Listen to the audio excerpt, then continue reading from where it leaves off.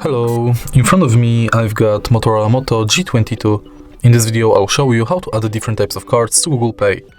In the beginning, let's enter Google Pay app and tap blue button at the bottom of the screen. Now, focus on loyalty card, gift card and public transport. Enter loyalty and select loyalty card you would like to add, for example, Payback Poland. Now you can scan your card or enter details manually.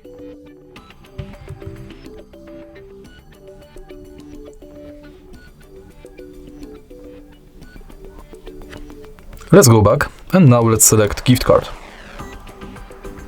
which is pretty similar to loyalty card because you have to select a shop, enter card number, PIN, balance, your notes and tap save. And the last card you can add is public transport. If you are able to find your public transport selected, you'll be redirected to a website where you have to finish the inside form. All of your cards will appear right here. If you find this video helpful, please leave a like, comment and subscribe.